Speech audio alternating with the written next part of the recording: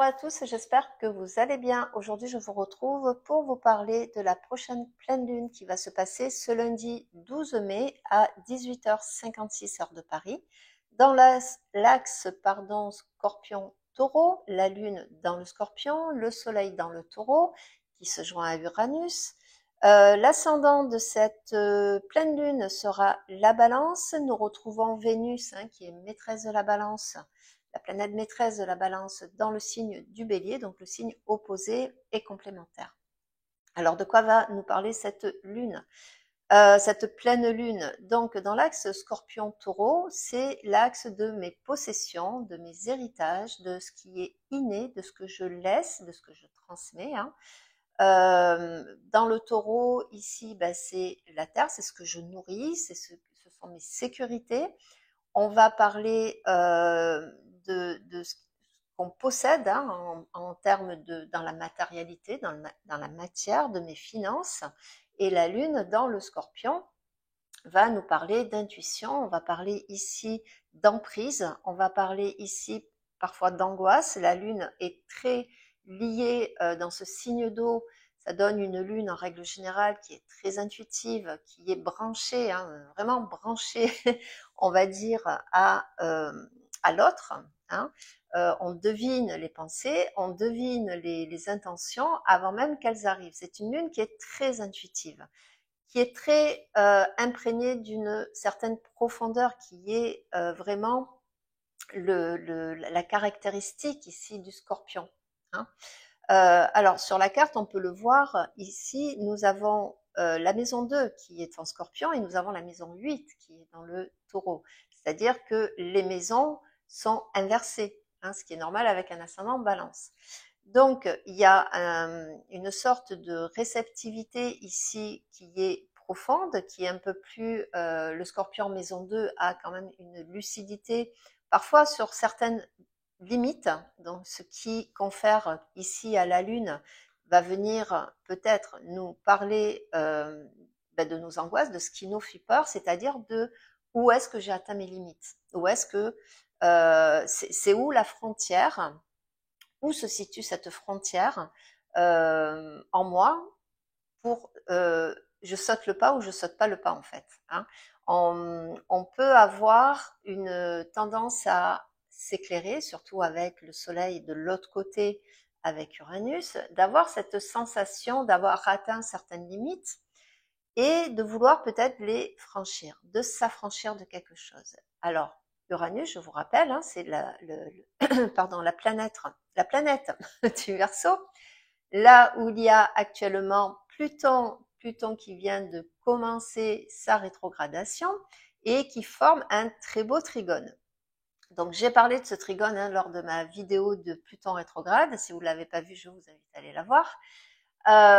Donc ici, on a cette notion de limite, cette notion d'angoisse, parce que ça reste du Scorpion. La Lune, c'est quand même très réceptif, c'est notre réceptivité. C'est aussi c'est comme elle appartient au Cancer, et le Cancer, c'est la petite enfance, c'est là où on se construit, c'est notre zone de sécurité dans laquelle on se construit. Et c'est là qu'on va délimiter justement, on entend souvent parler, les parents doivent mettre des limites, c'est très Cancer tout ça. Donc on a quelque part, dans notre enfance, dans notre construction, via notre éducation, on a construit certaines limites. Alors, il y a des limites, bien sûr, sociales qui sont intangibles. Tu ne tueras point, tu n'iras pas voler, tu n'iras pas dire du mal de ton voisin. Si vous voulez, voilà, ce sont des limites, mais ce sont aussi un système de valeurs, des systèmes de valeurs que nous nourrissons et qui font qu'on peut se construire dessus, qui nous définissent quelque part. Et ce système de valeurs avec une lune ici dans le Scorpion, dans cette maison 2, il y a peut-être certaines valeurs qui justement on peut s'apercevoir qu'elles nous limitent. Alors bien sûr, on va pas tuer son voisin, on va pas le déblatérer dessus du jour au lendemain, c'est pas le but, c'est pas la question. Mais par contre, si vous avez par exemple une croyance limitante, alors ici dans la maison 2, on parle encore une fois de possession, on parle d'argent, on parle de matérialité, on parle d'alimentation, on parle de ce qui est inné chez nous, mais peut-être qui a été entre guillemets formaté autrement, parce que ben voilà, hein, il faut suivre des règles, on nous a dit de pas faire ci, de pas faire ça. On a été élevé, on a été voilà formaté hein, par notre société, nos parents, etc. Et aujourd'hui peut-être qu'on a envie de reconquérir. On s'aperçoit que on a atteint une limite et on est peut-être freiné ici. Et ça apporte une angoisse, ça apporte une peur, hein, puisque nous avons quand même Pluton qui est rétrograde, qui est face à Mars. Hein. Et cette envie de bouger, cette envie de faire trembler quelque part avec Uranus ici les lignes, d'oser peut-être franchir une limite qu'on s'imposait jusqu'à aujourd'hui. Alors c'est pas forcément quelque chose de mirobolant, mais c'est peut-être une limite de cette pleine lune peut montrer un défi, nous relever un défi. Ce défi, on le voit avec le T carré justement entre Mercure, Mars, Pluton. Donc relever un défi dans votre vie, quel qu'il soit, petit ou grand, là, ici, peut être confronté à cette peur de l'inconnu, hein, cette part d'inconnu qui vient nous toucher. Est-ce que j'ai le droit de parler comme j'ai envie de parler? Est-ce que j'ai le droit d'entreprendre ce projet qui peut-être me tient à cœur, mais tout le monde me dit oui, mais non, si tu fais ça, tu te rends pas compte des conséquences et tout. Vous voyez, c'est aussi des limites, ça, hein, dans ce que l'on entend, dans ce que l'on peut comprendre de l'autre, de ce que l'on peut qui vient résonner chez nous comme soit un disque rayé, soit quelque chose qui roule très bien. Donc on a cette ambivalence, on peut rencontrer cette ambivalence avec ce que j'ai vraiment moi envie de transformer dans ma vie, avec cette lune en scorpion, de ce que je perçois, de ce qui est réceptif chez moi. On peut aussi s'apercevoir durant cette pleine lune qu'on a ignoré, qu'on a mis de côté pendant pas mal de temps un trait de caractère parce qu'il faut pas, parce que voilà ça se fait pas, parce que pour X raisons. Alors des fois c'est nous, hein, c'est nous-mêmes hein, qui nous mettons nos propres limites, hein, vous le savez. Et donc c'est cette notion de limite ici va se confronter avec ce désir justement de dépasser. Vous savez, cette pleine lune, c'est quand même un face-à-face. C'est un peu comme lorsque Saturne arrive à son, on va dire, à son opposition par rapport à notre thème natal, c'est toujours des moments de rébellion. Ce sont toujours des moments où nous relevons, enfin, ce qui est demandé, hein, c'est quelque chose qui apporte à reconsidérer les notions d'autorité. C'est pour ça qu'on la rencontre d'ailleurs en pleine adolescence, vers l'âge de 15-16 ans. Hein. Je mets au défi l'autorité. Cette pleine lune me fait un petit peu penser à ça. Qu'est-ce qui fait autorité chez moi en termes de croyance, en termes euh, oui, de frein que je me mets tout seul pour X raison que ce soit. Je me plais pas dans ce travail, par exemple. J'ai bien envie de me lancer à mon compte. J'ai bien envie d'essayer autre chose, parce que j'ai envie de transformer ma vie. Mais j'ai dans le taureau, il y a trop de personnes qui comptent sur moi. J'ai trop de confort. J'ai atteint une certaine limite de confort dans ma vie qui me va bien. Et donc, on peut être confronté à des angoisses qui sont sourdes parce que nous n'écoutons pas pour autant notre intuition qui nous dit mais attention parce que ici tu as peut-être une occasion, une opportunité de passer à un autre stade de ta vie en fait. Et parfois passer à un stade de la vie qui est différent, ça fait peur. Ça nous freine, ça parce qu'on connaît pas, nous ce qu'on connaît, hein, notre cerveau fonctionne comme ça.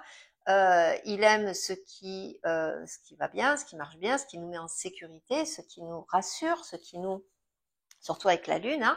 Hein, et là, on nous demande justement ce confort, le fait que dans ta vie tout soit bien réglé comme une horloge, que tout fonctionne, que tu fréquentes toujours les mêmes personnes, que tu entends toujours les mêmes discours, que tu aies toujours comment on appelle ça, sa routine en fait, hein, une routine qui s'est installée dans laquelle on est bien, dans laquelle on fonctionne bien.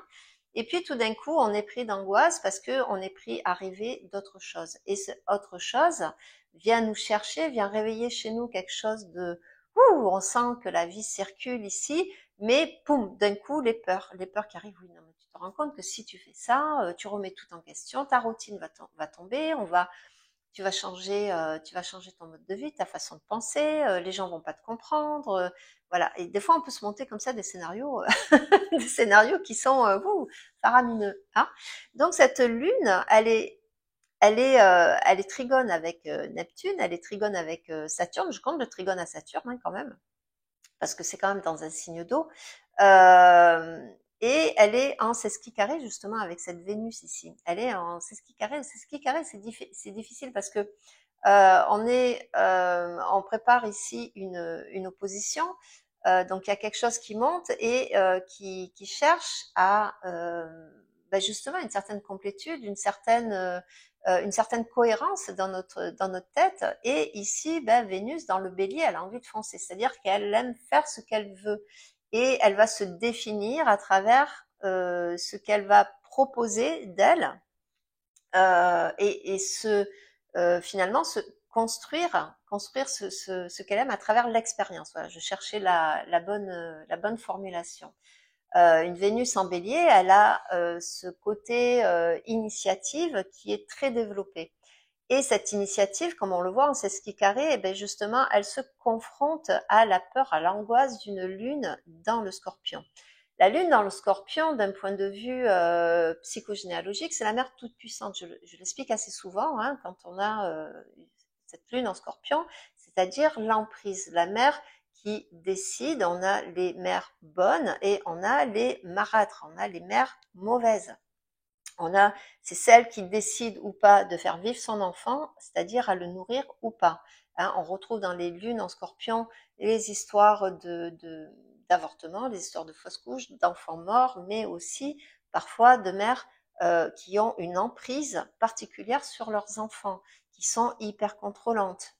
Mes deux enfants ont pas tout à fait, j'en ai un qui est à 29 degrés de la balance, mais mon fils aîné, par exemple, a une lune en Scorpion. On a vraiment un rapport très, très difficile et en même temps, il y a un amour inconditionnel entre tous les deux. On se reconnaît dans beaucoup de choses. Il est mon miroir, en fait. Tout ce que je n'ai pas envie de voir de moi, je le vois chez lui. C'est assez particulier. Et en même temps, il a cette richesse d'esprit qui me fascine. Vous voyez, ce sont toujours des rapports un petit peu particulier, si vous voulez.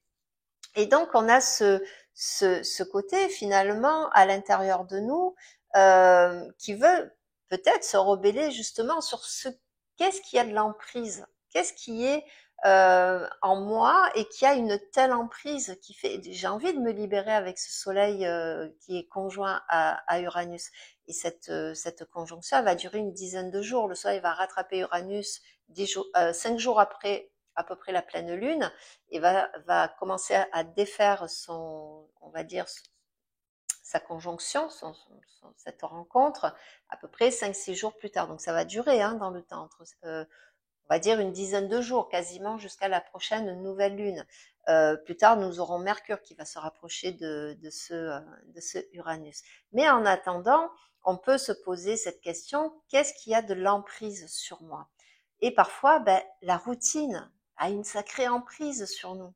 Ce qui nous conforte, ce qui nous réconforte, comme je le disais, c'est les gens qu'on voit, ce sont nos habitudes. On se lève toujours le matin à la même heure, on prend toujours le même petit déjeuner, on prend notre douche à la même heure, on fait le même trajet, on va rencontrer les mêmes personnes pour faire le même travail. Vous voyez, ça donne une certaine stabilité, bien entendu. Ça nous assure une vie, un terrain de sécurité dans nos vies, et c'est important de l'avoir. Et puis, il y a ce côté chez nous qui, oui, mais est-ce qu'il n'y a pas autre chose derrière ça? Est-ce qu'il n'y a pas peut-être quelque chose, un coup de pied à mettre dans la fourmilière? C'est-à-dire que au-delà de cette routine qui nous tient en sécurité, est-ce qu'il n'y aurait pas quelque chose qu'on voudrait changer dedans? Hein, peut-être en apportant, en démarrant autre chose. Hein, donc sous cette pleine lune, hein, on peut être amené, pourquoi pas, à avoir une envie, c'est-à-dire on a envie de ne pas perdre sa sécurité et en même temps, on a envie de vivre autre chose, hein, donc vous avez connu, vous avez compris un petit peu cette ambivalence, hein, dans cette pleine lune. Donc pourquoi pas commencer par, je sais pas, changer mes habitudes, c'est-à-dire ne pas prendre un autre chemin pour aller au travail, entamer une formation sur quelque chose, lire un livre sur une thématique que je ne comprends pas, entamer, pourquoi pas, m'intéresser à une certaine philosophie, commencer à écrire. Il y a quelque chose de créatif, hein. Nous avons Saturne qui est justement, et le nœud nord qui est dans la maison 5 du poisson. Il y a quelque chose de très inspiré ici. Il y a quelque chose avec Vénus qui a envie de prendre l'initiative de quelque chose qui est inné, qui est là, qui est au profond de soi, et on ne sait pas encore comment on va le structurer. Et quand on n'a pas une vision globale des choses, on peut être prise à ce type d'angoisse-là. On a envie de faire les choses, mais de suite, notre ego, hein, notre ego mental va dire, oh là là, fais attention. Ok, tu veux faire les choses, mais on va les faire bien. Hein. Commence par étape en fait. Ne va pas trop vite. Je vous rappelle que nous, on a un cerveau qui cherche à nous maintenir en vie. On a on a cette zone, j'ai oublié le nom, mais bon, on a cette zone qui nous maintient en vie, c'est-à-dire qui va anticiper tout danger. C'est vraiment la plus vieille zone du cerveau humain d'ailleurs, hein, qui remonte à des milliards d'années. Donc cette lune, elle est également, elle touche Jupiter, Jupiter qui est toujours dans le Gémeaux, qui prépare un petit peu, qui ouvre la voie, la future voie à Uranus, hein, dans le Gémeaux à partir de juillet, quand lui sera passé en Cancer d'ailleurs. Donc on a on a ce quinconce, et le quinconce, ben, c'est un choix, c'est un choix. Est-ce que tu t'ouvres, hein, à l'ère du Gémeaux? Est-ce qu'on on va commencer à communiquer avec nous? Est-ce qu'on va pouvoir communiquer avec l'autre, c'est-à-dire envoyer, par exemple, vous avez un dossier, vous avez besoin d'envoyer un dossier pour entamer quelque chose dans votre vie qui va amener autre chose finalement. Est-ce que c'est prêt? Est-ce que je peux l'envoyer, ou est-ce que je le garde pour plus tard parce que j'ai pas toutes les réponses? Est-ce que je n'ai pas est-ce que c'est le temps? Est-ce que j'ai l'envie? Est-ce que j'ai l'énergie pour ça actuellement? Alors en parlant d'énergie, effectivement, cette lune avec les angoisses peut être très énergivore. On peut mal dormir, on peut, parce qu'elle est teintée, hein, de l'énergie de Pluton dans le Scorpion, hein, je vous rappelle. Elle fait un bon aspect à Pluton. Hein, Pluton, il est là, il dit oui, mais vas-y, ne t'angoisse pas pour autant. Tu vas pas tout transformer, mais tu as besoin d'une transformation. Sur un autre plan, ça peut nous parler aussi de comment je prends soin de moi, comment jusqu'ici j'étais en sécurité avec moi, je savais comment je fonctionnais, je savais comment je pensais, je savais comment je pouvais anticiper les choses. Et là, il y a quelque chose qui bouge, il y a quelque chose qui vient m'angoisser, il y a quelque chose qui ne fonctionne pas. Alors peut-être que vous rencontrez actuellement une situation qui est angoissante, pas forcément quelque chose qui est de l'ordre de l'ennemi, mais quelque chose qui vient, entre guillemets, déranger le fonctionnement. On peut, je sais pas, vous avez peut-être appris une nouvelle qui vous perturbe, vous avez peut-être, vous êtes inquiet pour votre santé, vous êtes inquiet pour quelqu'un ici, donc ça peut être aussi ici tout ce qui concerne le maternel, la branche maternelle, hein, mais pas que. Alors, c'est intéressant parce que hier, je regardais, je ne sais pas si vous l'avez vu peut-être, mais on a eu une émission intéressante. Je suis tombée dessus, je l'ai regardée. C'était sur les maladies mentales. Donc, on parlait de dépression, il y avait des gens qui étaient touchés par vraiment on va dire des pathologies assez lourdes, hein, comme le dédoublement, les TDI, voilà, les gens qui faisaient des burn-out, etc. Alors c'est un sujet qui vient avec Pluton en Verseau, hein, ça fait partie des sujets. On s'intéresse aux profondeurs ici et à la violence des profondeurs quand on les côtoie.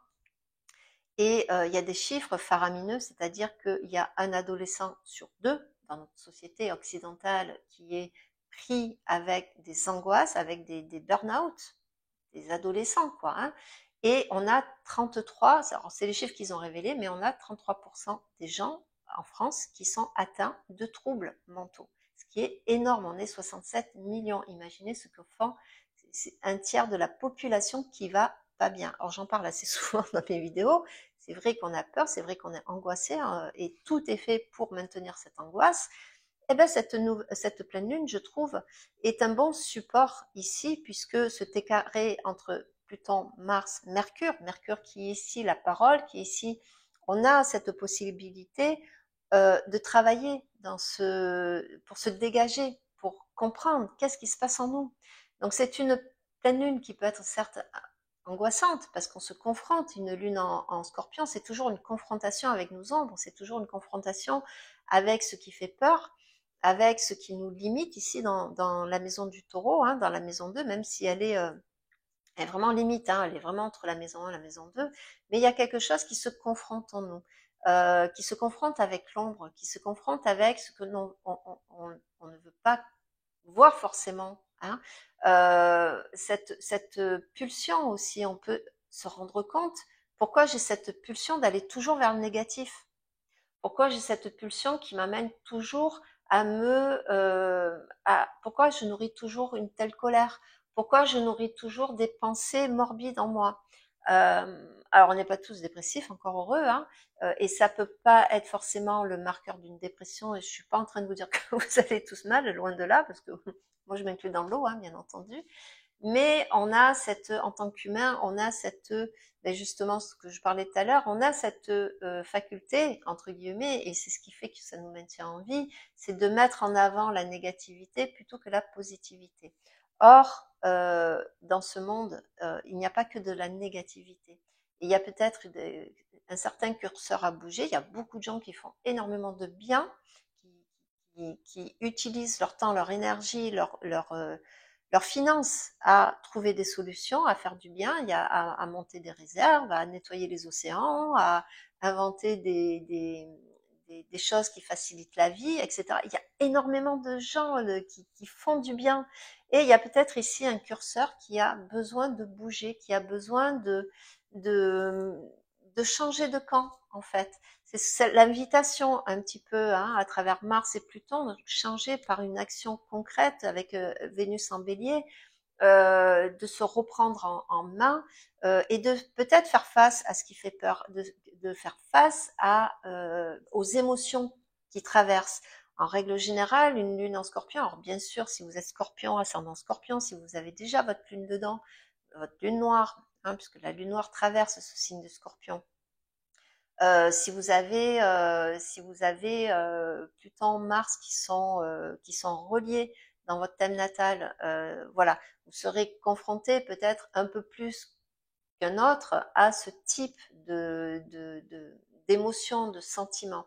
Donc, intéressant de construire à travers Saturne, à travers Neptune, Neptune qui est aussi trigone à Mars, hein, Neptune qui vient de rentrer dans le bélier, qui reste encore pendant quelques semaines, donc, et qui invite ici à concrétiser quelque part quelque chose qui est de l'ordre de, de, de l'inspiration. Si vous êtes inspiré, il faut le mettre en forme avec ce lion euh, investi par Mars, hein. Je vous rappelle que Mars est le conquérant dans le lion.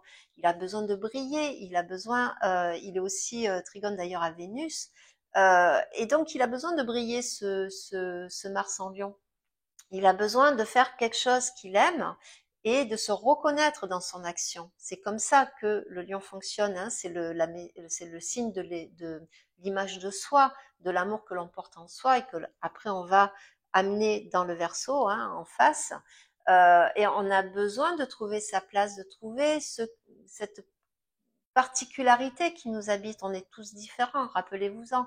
Donc cette particularité, mais pour la trouver parfois, je dois dépasser le carcan dans lequel j'habite et qui a été défini par mon éducation, par mes croyances, par mon ADN, par plein de choses. Est-ce que j'ai pas envie quelque part de sortir un peu de cette crotte de Platon, d'aller voir un peu qu'est-ce qui se passe derrière c'est la balance, ça, hein.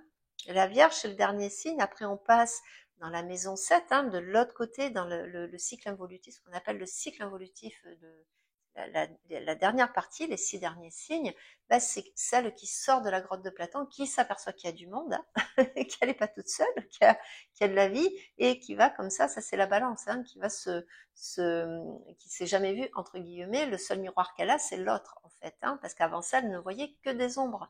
Donc, cette envie de s'en sortir, cette envie de reprendre foi, peut-être d'avoir parfois, ça peut être toucher le fond, hein, malheureusement, c'est on touche le fond. Et ben, une fois qu'on a touché le fond, ben, on ne peut que remonter. C'est par quoi je passe. Qu'est-ce qui, finalement, quel est ce moteur intérieur, ce feu intérieur qui m'invite à aller au-delà, peut-être de dépasser cette frontière, de dépasser cette limitation, de dépasser ce formatage en moi. Et est-ce que je vais oser? Est-ce que je vais oser faire les choses? Est-ce que je vais enfin la suivre cette formation? Est-ce que je vais enfin m'inscrire à la danse? Est-ce que je vais enfin, voyez? Donc cette pleine lune invite vraiment à se focaliser sur quelque chose euh, qui sort vraiment, hein, de ce pardon, de cette envie d'être soi, d'aller à notre rencontre. Une lune en Scorpion, on va toujours à la rencontre de soi, même si l'angoisse fait peur, et c'est peut-être pour ça qu'on est angoissé, hein. Qu'est-ce que je peux vous dire d'autre de cette pleine lune? On a toujours le carré ici, Saturne. Je compte aussi le nœud nord, hein. Euh, avec Jupiter, hein, Jupiter qui se trouve aussi dans cette maison 8. Euh, et ce Jupiter carré à Saturne, c'est vraiment justement ces notions de loi, hein, ces notions de loi qu'on ne doit pas dépasser. Ce sont les deux planètes qui parlent de loi. Vous avez la loi du Père, hein, le nom NON, l'ordre et la loi, et les lois, on va dire les lois de l'univers. Hein, on est tous dépendants, hein, des cycles, hein, de l'univers. Alors ça, c'est plus Jupiter. Pour certains, hein, justement, peuvent rencontrer, d'ailleurs, avoir des nouvelles, avoir une approbation ou pas vis-à-vis d'une décision de justice ici. Donc, on a cette confrontation aux lois. Est-ce que j'ai le droit? Est-ce que je n'ai pas le droit? Est-ce que je peux dépasser ou ne pas dépasser certaines limites? Les limites, c'est Saturne, hein. Jupiter, il peut enfler ici, c'est-à-dire qu'en carré, quand on ne travaille pas un carré, qui est un schéma de rupture, eh bien, on se prend un mur. Donc, Jupiter peut enfler ce mur. En plus, il est dans le Gémeaux, qui est un signe de retournement. Donc, on peut avoir bien sûr l'angoisse de l'échec ici, qui monte. Je ne vais pas essayer ça parce que ça va me parler de mes échecs, et si je traverse un échec, je meurs, il y a quelque chose qui meurt chez moi. Et ici, ben, c'est la foi et c'est l'espoir, hein, quand c'est dur de traverser un échec, parce que c'est bien beau de dire aux gens, oui, un échec, ça t'apprend, c'est de l'expérience, c'est vrai, mais ça, on le voit après. Sur le moment, il y a quelque chose qui meurt en nous. Il y a quelque chose de l'ordre du narcissique qui est très dur quand on subit ce qu'on considère comme un échec. C'est un coup, pas seulement au moral, c'est un coup à notre image, à notre propre image, hein, Mars dans le lion. Cette peur de l'échec nous paralyse. Et c'est pour ça qu'on n'essaye pas, qu'on ne va pas au-delà, jusqu'au moment où il y a un déclencheur. Et ce déclencheur, justement, c'est ce carré. C'est ce carré qui nous dit aussi, arrête aussi de te juger toi-même, hein, sur peut-être des échecs passés, sur ce que tu considères d'avoir raté. Pourquoi ce que tu as raté dans le passé réussirait aujourd'hui? Ben, peut-être parce que vous avez eu un peu plus de maturité, Saturne, parce que vous avez l'expérience, parce que on va dire que le propre de l'échec, le côté joyeux de l'échec, c'est, oui, c'est de nous apprendre quelque chose, c'est-à-dire les erreurs à ne pas répéter, tout bêtement, hein, de s'y prendre autrement, d'essayer autrement. Euh, c'est Edison qui disait je n'ai pas inventé l'ampoule, j'ai inventé 10 000 ampoules. Bon, même si dans l'histoire, c'est pas franchement lui qui l'a inventé, hein, mais bon, bref, c'est lui qui a dit cette phrase. Donc, si vous voulez, ça amène quelque part de l'eau au moulin. Donc, qu'est-ce que j'ai envie de transformer en moi? Quelles sont ces angoisses que je vais rencontrer vis-à-vis de moi? Est-ce qu'il y a des parts de moi aussi qui me font peur? Parce que, je ne sais pas, vous avez eu une énorme colère, il y a eu des grosses ruptures. Donc ça, Mercure, Mars hein, peut en parler, et carré à Pluton, carré à Mars. Donc on peut en parler ici. Je me suis confrontée à l'autre, je suis pas d'accord avec ce qu'on m'a dit. Est-ce qu'on essaye de me faire croire et gober? Donc on peut amener à des disputes et donc ça peut amener une angoisse. On peut se fâcher si vous êtes fâché avec votre meilleur ami, avec votre patron, avec votre femme, avec votre enfant. Il y a cette angoisse sourde. Je n'ai pas contrôlé cette situation. Je ne me suis pas contrôlée. La lune en Scorpion. Donc voilà, il peut y avoir tout un tas on va dire, de situations qui peuvent se présenter, qui font qu'on a peur de dépasser certaines limites ici, qu'on a peur de franchir un pas, de dire ce qu'on pense, parce que les conséquences derrière, l'échec derrière prévaloir, pardon, peut prévaloir sur nos envies. Alors, voilà ce que je pouvais dire. Le but est bien sûr de tout considérer, hein, de marcher prudemment, tester les choses. Moi, c'est ce que je vous souhaite en tout cas. Voilà ce que je pouvais dire sur cette pleine lune hein, qui risque d'être forte, remuante hein, pour pas mal d'entre nous, pour nos amis ascendant Scorpion, les Plutoniens, etc., etc. Moi, je sais que les lunes en Scorpion, en règle générale, je dors assez mal, et forcément.